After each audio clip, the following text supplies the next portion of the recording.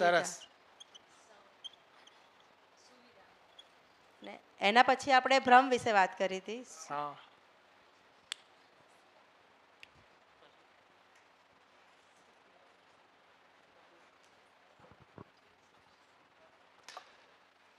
પછી ભ્રમ વિશે. ભ્રમ એટલે શું? કોઈ કહેશે? નથી મળવાની ને એના વિશે વિચાર કરીએ છીએ અને આપણે નથી મળતી દુઃખી થઈએ છીએ, એ આપણો ભ્રમ છે. અને મળી જાય છે એ બી એક ભ્રમ જ છે, સુખ માની લઈએ છીએ. ના ના, બરાબર. સરસ સરસ સરસ. બીજું કોઈ? ના, સારું યાદ રાખ્યું તમે. એમ કરતા હમણાં જ 2 દિવસ પહેલા એક બાળક આવ્યો. जो जहाँ नहीं है उसे पाने की कोशिश करना वो भ्रम है. Very good, very good, very nice. जो जहाँ है नहीं वहां से उसे पाने की कोशिश करना. जो जहाँ है नहीं वहां से उसे पाने की कोशिश करना. मतलब मृगजળ. રોડ ઉપર જાઓ, એ જ કહેતા હતા ને તમે, જ્યાં જળ નથી ત્યાં જળ મેળવવા જશો તો ક્યાંથી મળવાનું છે? સર એવું કહો છો કે મતલબ જ્યાં વસ્તુ છે જ નહીં ને ત્યાંથી આપણે મેળવવાની કોશિશ કરીએ તો એ ભ્રમ છે, તો એનો મતલબ એવું બી હોઈ શકે કે એ વસ્તુ છે જ ક્યાંક તો હશે ને? હા, છે ને. ઓકે, એને વધુ એક્સપ્લોર કરી, કદાચ આવું સમજી શકાય. ઓકે, આપણે શું મેળવવું છે બધાએ? સુખ. તો સુખ જ્યાં નથી ત્યાં મેળવવાનો પ્રયત્ન. મતલબ ઓકે, સુખ પણ મારે કેવું જોઈએ છે? નિરંતર. નિરંતર. ઓકે, નિરંતર સુખ મને ક્યાં મળવાનું છે? સુવિધામાં નથી, તો હું સુવિધા પાછળ પ્રયત્ન કરી રહ્યો છું. નિરંતર સુખ મને ક્યાં મળવાનું છે? સંબંધમાં. તો સંબંધમાં છે પણ લોંગ ટર્મ સુખ છે. જો આ પણ કુદરતની ડિઝાઇન છે, સમજવા જેવી છે. આ કુદરતની ડિઝાઇન છે, આમાં કશું ખોટું બી નથી. એવું બી નથી કે આ ન કરો, આ ન કરો, આ ન કરો, આવી કોઈ જ વાત નથી. આ ડિઝાઇન છે. મને સુખની અનુભૂતિની ખબર તો પડવી જોઈએ ને, સુખ કોને કહેવાય. તો 5 સેન્સીસ આ શરીરને ટકાવી રાખવા માટે. જો એ 5 સેન્સીસ ના આપ્યા હોત તો આ શરીર કેવી રીતે ટકાવીએ? કોઈ મને વગાડે છે ને મને ખબર નથી પડતી, સ્કિન ઉપર મારા સેન્સીસ નથી, ટૂંકમાં એને આપણે સ્પર્શ કહીએ, સ્પર્શ સેન્સીસ નથી મારી પાસે, તો શું થશે કે મને આખો કાપી નાખશે તો મને ખબર નહીં પડે. એટલે તો એવા જે પ્રાણીઓ હતા, હું નાનો હતો ત્યારે મારા પપ્પા મને વાત કરતા હતા કે ભાઈ દિનોચર જેવું નહીં બનવાનું. દિનોચર મેં તો કદી નામ સાંભળ્યું પણ દિનોચર એટલે એક ડાયનાસોર. એ ડાયનાસોર એવો હતો કે જો એને કોઈ એની પૂંછડી કાપી નાખે તો એને ખબર ના પડે. એટલે નઠોર નહીં બનવાનું. એમની ભાષા અલગ હતી, પણ કહેવાનો ભાવાર્થ એમ કે એવા પ્રાણીઓનું અસ્તિત્વ આજે નથી. કારણ કે એમના શરીરને ટકાવી રાખવા માટે જે સેન્સીસની રિક્વાયરમેન્ટ હતી એ સેન્સીસ એમની પાસે નહોતી. તો આપણી પાસે જે સેન્સીસ આપી છે એ 2 કામ માટે લઈ શકીએ. એક કામ છે આ શરીરને ટકાવી રાખવા, અને બીજું કે સુખની અનુભૂતિ શું હોય એનો ટેસ્ટ કરવા માટે. પણ એ ટેસ્ટને જ આપણે હું માની લીધું છે કે આ ટેસ્ટ હું વધારે કરીશ ને તો હું સુખી થઈ જઈશ, નિરંતર સુખ થઈ જઈશ. પણ જ્યારે એ 5 સેન્સીસનો આપણે એક્સ્ટ્રીમ લેવલે ઉપયોગ કરીએ છીએ એટલે આપણે ફસાઈ જઈએ છીએ, દુઃખી થઈએ છીએ. જ્યાંથી મને સુખ મળતું હતું એ જ વસ્તુ મારા દુઃખનું કારણ બને છે. જે વારંવાર આપણે એક્ઝામ્પલ લઈએ છીએ કે એક ગુલાબજાંબુ મને બહુ ઈચ્છા થઈ ગઈ, મને ઘણા બધા દિવસથી ગુલાબજાંબુ ખાવો છે, તો નથી મળ્યું ત્યાં સુધીથી મારા માટે એ સુખની અનુભૂતિ છે. મને મળ્યું ત્યારે મેં એક ખાધો એટલે એનો અદ્ભુત આનંદ આવ્યો, મજા આવી ગઈ. બીજો ખાધું ત્યારે એ આનંદ વધ્યો કે થોડો ઘટ્યો? શું માનવું છે?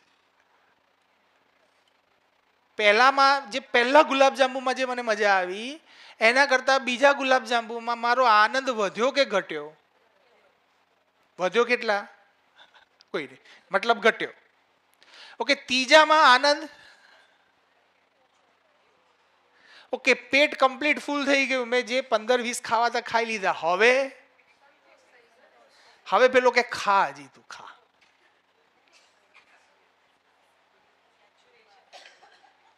પછી એ જ સુખનું કારણ એ દુઃખનું કારણ થઈ ગયું ને.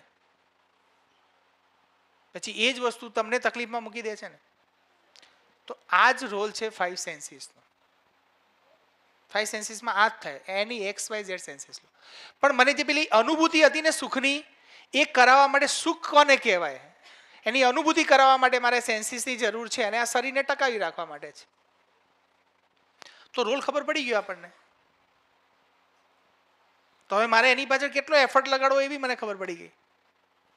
ઓકે, મારી પાસે મારી ક્ષમતા કરતાં વધારે છે તો પણ એનો બી ખબર પડી ગઈ. ઓકે, કોઈની પાસે મારાથી વધારે છે એને જોઈને પણ હવે પ્રભાવિત થવાનું બંધ થઈ ગયું.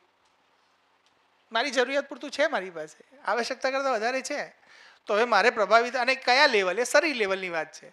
કોઈની પાસે સુવિધાઓ વધારે હોવી એ કોઈ મોટિવેશનલ પ્રોસેસ નથી. આપણે એનાથી મોટિવેટ કેવી રીતે થઈ શકીએ? કોઈની પાસે રૂપ, બલ, ધન, પદમાં એક્સ્ટ્રીમ લેવલનો છે તો એનાથી પ્રભાવિત થવાની કોઈ જરૂર નથી, એનું કામ છે. ગમે તેટલા મોટા પદ વાળો હોય પણ માનવત્વ ના હોય તો તમને સ્વીકૃત છે? સમાજને સ્વીકૃત છે? નથી. તો સેન્સીસ એ શાના માટે છે? એક ટેમ્પરરી સુખની અનુભૂતિ માટે. હવે એ સુખમાં મારે થોડું મલ્ટીપ્લાય કરવું છે, હજી વધારે આનંદ લેવો છે, તો એના માટે મારી પાસે સંબંધ છે.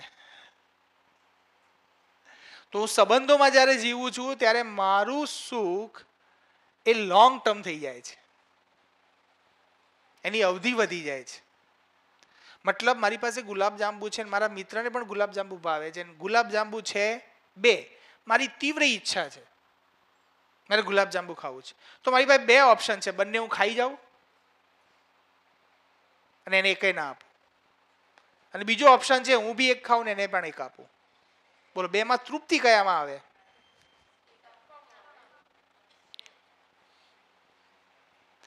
તો એ આપણે બાય એક્સપિરિયન્સ સમજવાની વાત છે. કોઈ આપણે કીધું એટલે માની લેવાની વાત નથી. તો આપણે ચોક્કસ ટાઈમે ચોક્કસ ડિસિઝન લેવાની સમજ આપણામાં આવશે તો આપણે સારા ડિસિઝન લેશું. પ્રોપર ડિસિઝન હશે, અસ્તિત્વગત ડિસિઝન હશે, મારા ડિસિઝન નહીં. જે પ્રકૃતિની ડિઝાઇન છે એ ડિઝાઇનને મારે સમજવાની છે, અસ્તિત્વને સમજવાનું છે, અને અસ્તિત્વમાં જે પ્રમાણે હું છું એ પ્રમાણે હું માનવીય વ્યવહાર કરીશ કોઈની સાથે. કોઈને આપવું એ મારો માનવીય વ્યવહાર છે, અને એ કરીશ તો એમાં મને તૃપ્તિ વધારે મળવાની છે, એમાં સુખ મને વધુ મળવાનું છે. સીધી વસ્તુ છે. આપણે અનુભવ કરી શકીએ. બંને ગુલાબજાંબુ ખાઈને પણ આપણે જોઈ શકીએ કે મારા થોટ પ્રોસેસમાં કયા થોટ્સ આવે છે.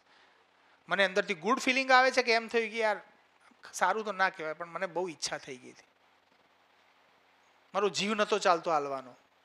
પણ અલ્ટિમેટ અંદરનું ફિલિંગ તમે ચેક કરો તો એમ થશે કે યાર ખોટું તો કંઈક કર્યું મેં.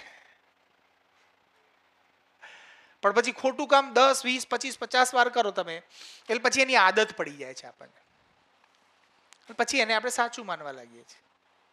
પણ સાચું માનવાથી કુદરતની ડિઝાઇન થોડી બદલાશે, અસ્તિત્વની ડિઝાઇન બદલાશે. તમે એક ભ્રમને પાડીને રાખો, એક મહિના માટે રાખો, 1 વર્ષ માટે રાખો, કે આ જીવન રાખો, કે કેટલાય જન્મો સુધીથી એ ભ્રમને પાડીને રાખો, પણ ભ્રમ તો ભ્રમ જ છે. કે તમારા ઢંઢોરા પીટવાથી કે આપણા ઢંઢોરા પીટવાથી કે અસત્ય એ સત્ય થઈ જાય એવી તો સંભાવનાઓ છે નહીં. તે શું છે એ સમજવાનું છે. તો સત્ય એટલે અસ્તિત્વની જે ડિઝાઇન છે એને સમજવાની છે. આ ડિઝાઇન પ્રમાણે કામ કરું તો કોઈ દુઃખ જ નથી, ક્યાંય દુઃખ નથી. દુઃખનો મતલબ જ આપણે કઈ રીતે કીધો હતો કે દુઃખ એટલે મારી સમજમાં ઘટના ન આવી, મારી પાસે ઘટનાનું સોલ્યુશન ન આવવું, એનો મતલબ દુઃખ. જો મારી પાસે સોલ્યુશન છે તો કોને દુઃખ હોય? બોલો, કોઈ ઘટના ઘટે ને તમારી પાસે સોલ્યુશન હોય તો દુઃખ હોય કોઈને? એક પેપરમાં એક્ઝામમાં એક બાળક એક્ઝામ આપતો હોય, એક ક્વેશ્ચન એને આવડતો હોય, મતલબ ક્વેશ્ચનનું સોલ્યુશન એની પાસે છે, એ દુઃખી થાય કે ખુશી ખુશી લખી દે? અને એક ક્વેશ્ચન એવો આવે કે જેને ના આવડતું હોય ત્યારે એ દુઃખી થાય કે સુખી થાય? બસ લાઈફમાં આવું જ છે, બીજું કંઈ નથી. કે આપણી આજુબાજુ ઘણી બધી ઘટનાઓ ઘટે છે, એ ઘટનાઓ સમજવા માટે મારી અક્ષમતા છે, અને ઘટનાઓને હું જેવી નથી જોઈ શકતો એ મારા દુઃખનું કારણ છે. મતલબ મારું સમાધાન સાથે ના હોવું, મારું સમાધાન સાથે ન હોવું. તો સમાધાન ક્યાં હોય? સમાધાન હું વિચારું એ પ્રમાણે હોય કે એ અસ્તિત્વગત હોય? એમ કે મેં ચશ્મા પહેર્યા છે ચશ્મા પ્રમાણે જ હોય. મને સારું લાગે એવી કોઈ ઘટના ઘટી તો હું ખુશ. દાખલા તરીકે મારી પાસે કોઈ ટીચર આવે અને એને એમ હોય કે હું રિક્વેસ્ટ મૂકું ને સર CL ગ્રાન્ટ કરી દેશે. મનમાં એક અપેક્ષા લઈને આવ્યા, મારી પાસે આવે એટલે મેં કદાચ આ તો વાત કરું છું, કોઈ આવ્યું નથી મારી પાસે. એક્ઝામ્પલ મનમાં કંઈ આવ્યું કહી દીધું તમને. અથવા આપણું બાળક આપણી પાસે આવે કે ચલો મારે ચોકલેટ ખાવી છે, મમ્મી પાસે ગયો, ગમે તે XYZ એક્ઝામ્પલ, અને એવું લઈને આવ્યો કે આજ તો મમ્મી મૂડમાં છે પણ આજ તો મને ચોકલેટ આપશે જ. અને તમને એમ ખબર પડી કે ગઈકાલે ડૉક્ટરે કીધું હતું ભાઈ આને ચોકલેટ વધારે હાલવાથી એના દાંત બગડી જશે. બાળકને તો એમાં કઈ સિન્સિયરિટી છે નહીં, બાળક તમારી પાસે આવીને માગે છે, તમને ગઈકાલની ઘટના યાદ આવે છે, નહીં ડૉક્ટરે ના પાડી છે, તમે કહેશો શું? નહીં બેટા ના ખવાય, વધારે ચોકલેટ ના ખવાય. તમે નથી આપતા તો એ બાળક સુખી થશે? સુખી થશે. કેમ? કારણ કે એના મત મુજબ ના થયું. એટલે મને ગમે એવું થાય તો સુખ, પણ રિયલમાં એવું છે તો એ બાળકને શું કહેવું જોઈએ? બેટા વાંધો નહીં, તને આપીએ, તારી ઈચ્છા છે એક જગ્યાએ, પણ કાલે ડૉક્ટર અંકલે શું વાત કરી હતી, તું હતો તે સાંભળ્યું તું? તો મારી પણ ઈચ્છા છે કે તને ચોકલેટો ખૂબ ખવડાવું, પણ મા તરીકે હું નથી ખવડાવી શકતી. તો એ વાતને તું બી સમજ. તો એને રિલેટ કરવાની વાત છે કે બેટા મારે ન આપવાનું કારણ આ છે, છતાંય બાળક એની જીદ કરશે, પણ એક વાત તો મગજમાં સાચી લઈને જશે. થોડા દિવસના અંતે પણ એને એ વાત સમજાશે. એ વખતે ઇન્સ્ટન્ટ નહીં સમજાય, કારણ કે તડપ હતી ને, ચોકલેટ ખાવાની તડપ હતી, એટલે કશું સાંભળવાની સ્થિતિમાં હતો જ નહીં. પણ તમે જો સાચી માહિતી એકવાર આપી હશે અને વારંવાર સાચી માહિતી આપતા હશું તો એક સ્ટેજ તો એવું આવશે કે જ્યારે બાળક જાતે સમજતો થઈ જશે કે હા વાત તો સાચી છે. એટલે આપણે ઘણીવાર શું કરીએ કે સર અમે તો સમજાય છે પણ સમજતો જ નથી, પણ એ ના સમજે કારણ કે તડપ છે એને. જ્યારે તડપ લઈને આવ્યો ત્યારે માણસને તમે ગમે તેટલું બોલશો નહીં સમજાય, પણ એને સમય આપો અને સમય સાથે વિચારશે, પણ એની સાથે પ્રોપર વાતો, જે સાચી વાતો છે કરતા જાઓ કરતા જાઓ કરતા જાઓ, એક માહોલ આપતા જાઓ. એવું ને એવું આપણા સમાજમાં પણ ઘણી ઘટનાઓ ઘટે છે અને ઘણા બધા મિત્રો સારી રીતે કામ બી કરે છે. મેં પહેલાં બી તમને એક ઉદાહરણ આપ્યું હતું, રિપીટ કરું તમને, કે સમાજમાં એવી ઘણી ઘટનાઓ ઘટે છે જેને અસામાજિક કહીએ છીએ આપણે. તો અસામાજિક ઘટનાઓ એટલે માની લો કે કોઈ વ્યસનવાળી, ગુટખા ખાવા, મસાલા ખાવા, બરાબર, અને છોકરાઓ અત્યારે ઘણી વખત સોપારીથી શરૂ કરતા, સોપારી ખાતા ખાતા પછી આદત પડી જાય.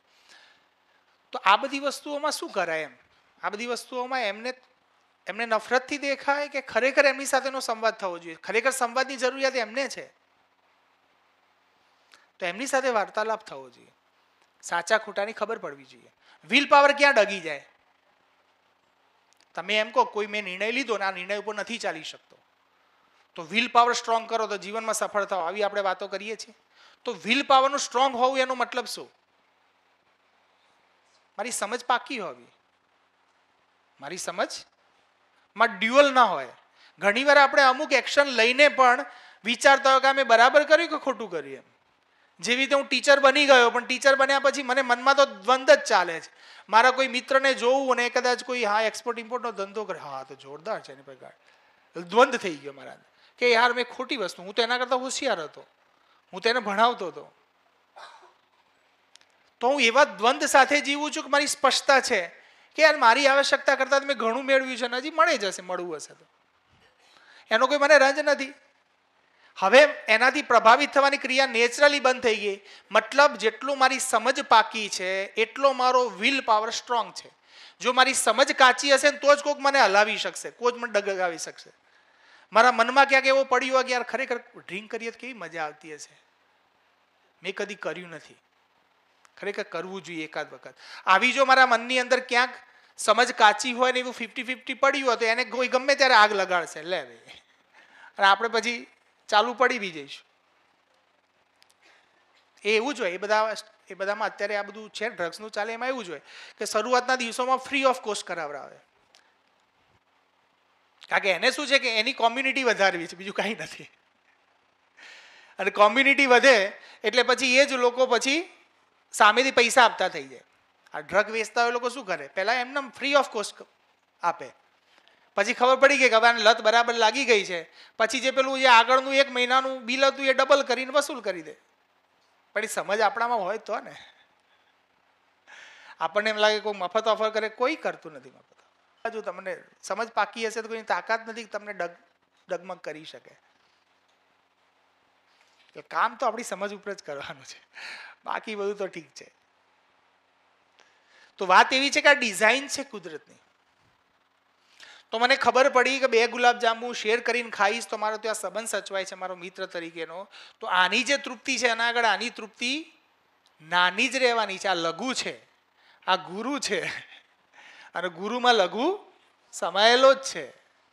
એટલે આની સાથે આ તૃપ્તિ આનાથી ગ્રેટર ધેન જ છે, અને એનાથી વધુ તૃપ્તિ ક્યાં છે? સમજમાં. ઓકે, સમજ એટલે શું? ઘણી વખત એમ થાય કે આ સમજ એટલે શું, એમ કોઈને થાય છે એવો પ્રશ્ન? સમજ એટલે શું? હમણાં જ મેં ચર્ચા તો કરી.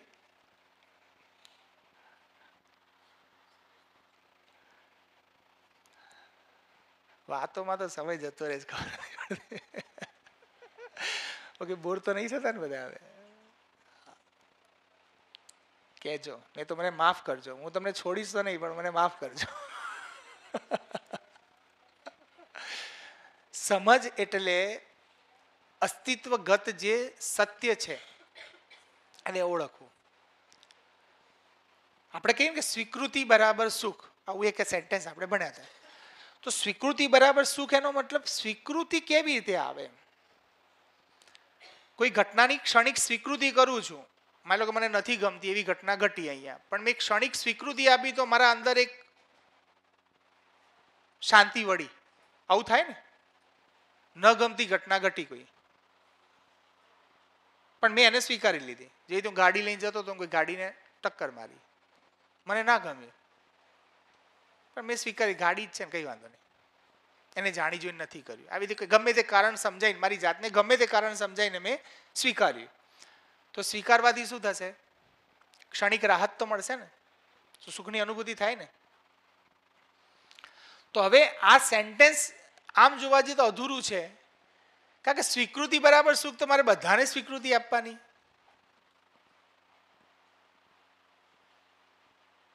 ખોટી વસ્તુને સ્વીકૃતિ આપવાની. ખોટી વસ્તુ કહેવી કોને? કોને સાચી કહેવી?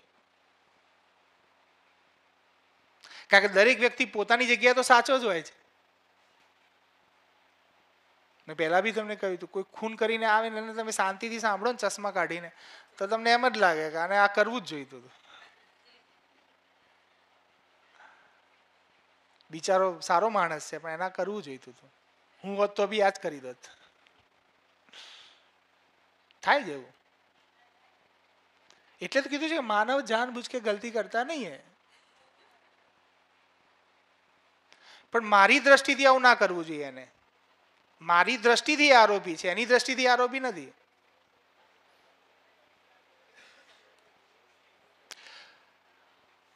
तो स्वीकृति बराबर सुख, यानी स्वीकृति किसकी है? तो सही की स्वीकृति. तो सही कोने कहेવું? હું વિચારું એ સહી? સહીમાં બી પાછો પ્રશ્ન છે, કારણ કે મેન સમજવાનું સહી ને છે. સહી की स्वीकृति આ તો સહી કોને એ સમજવાની મારી દ્રષ્ટિ ડેવલપ કરવું, એટલે સ્વીકૃતિ બાય નેચરલ આવી જશે. એ લાવવાની નથી હોતી. જે તમે ફોર્સફુલી લાવો છો સ્વીકૃતિ છે જ નહીં. જે રીતે આ કીધી હમણાં ઘટના, કોઈ ગાડીને કઈ ટચ કરીને ગયો અને તમને અચાનક ગુસ્સો આવ્યો, પણ તમે કીધું ના કે સ્વીકૃતિ બરાબર સુખ, આ સેન્ટેન્સ યાદ કર્યું અને તમે ઘટનાને સ્વીકારી લીધી. તો ત્યાં સ્વીકૃતિ લાયા, પણ કેવું ફોર્સફુલી લાવ્યા આપણે. એટલે અંદર પેઇન ચાલુ જ છે, પેઇન ચાલુ જ છે, ખાલી મલમ લગાડ્યું આપણે. પણ પેઇન થાય જ નહીં એવી ઘટના ક્યારે ઘટે? તો એમ ખબર પડે કે યાર સામેના માણસે પણ જાણી જોઈને તો નથી જ કર્યું.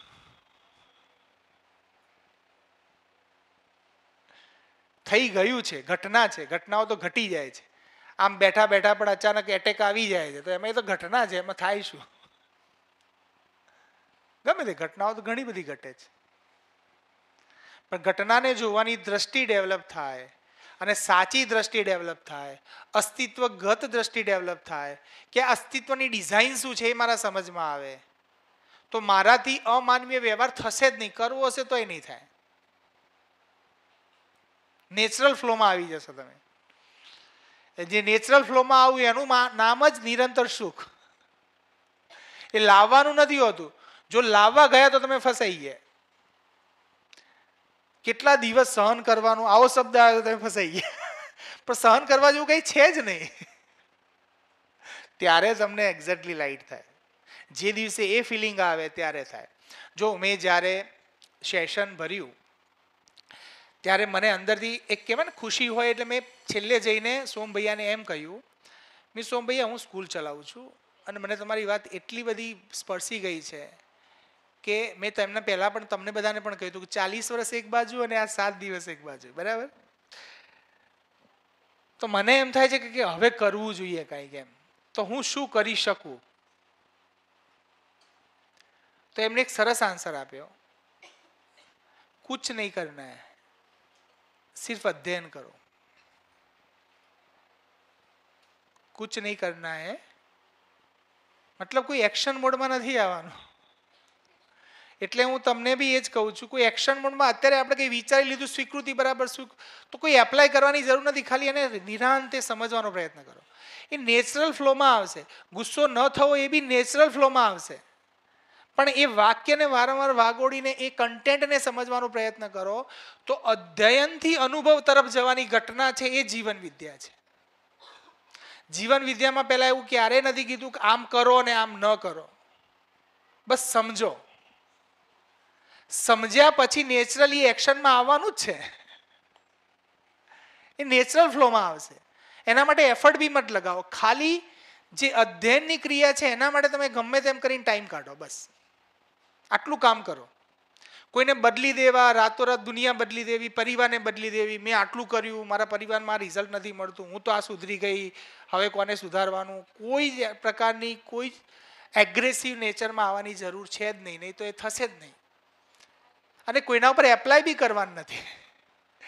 જસ્ટ અધ્યયન કરવાનું છે. અધ્યયન કરતાં કરતાં શિફ્ટિંગ તમને જાતે દેખાશે. તમને જાતે ખબર પડશે કે આ મુદ્દા ઉપર મારો ગુસ્સો આવતો તો તમે શાંત થઈ ગયો. તો આપણે બધા એક જ પ્રયત્ન કરવાનો છે, અધ્યયન ઉપર કેવી રીતે વધારે સમય આપી શકાય. વિડીયો પણ ઘણા બધા છે. એવું નથી કે આજ ઘરે બેઠા હોય ત્યારે પણ સાંભળીએ તો કંઈક સુંદર વસ્તુ સાંભળીએ. બીજું એમને યુટ્યુબ ઉપર આ જે તે બધું કચરો જોઈને શું કરવાનું? પેલું કચરો સાફ કરવા વાળી આપણે એડ મૂકી પેલામાં, બરાબર છે? પણ વાસ્તવમાં કચરો ભરવા વાળા આપણે જ છીએ ને. આપણે વાત થઈ હતી ને, તમે એક કમેન્ટ સરસ કરી હતી. પણ કચરો ભરે છે બી કોણ? આપણે જ ભરીએ છીએ. તો એને ખાલી પણ કોણ કરશે? આપણે જ કરશું. તો એક દ્રષ્ટિએ જોવા જઈએ તો કચરો ક્યાંય છે જ નહીં. કચરો કોઈ જગ્યાએ નથી. બધી જગ્યાએ બધું પ્રોપર ચાલે છે. પણ નથી ચાલતું પ્રોપર, તો હવે એને પ્રોપર કરવા માટે હું શું કરી શકું આટલું આપણે વિચારવાનું. ટૂંકમાં અધ્યયન કરવાનું છે, નથિંગ એલ્સ. અને અધ્યયન માટે જે હાલ આપણને એક ચાન્સ મળે છે, જો આપણે સમજદાર હોઈશું તો એને પકડી પાડીશું. જો હજી સમજવાની થોડી વાર લાગશે તો કંઈ વાંધો નહીં, આવતા વર્ષે પકડજો, પછી પકડજો. અને કંઈ ના પકડાય તો કંઈ વાંધો નહીં. બીજું શું, કોઈ એવો ફોર્સ છે નહીં. હા, જય શ્રી કૃષ્ણ બધાને. અને આ લિંક હું અત્યારે મૂકી દઉં છું.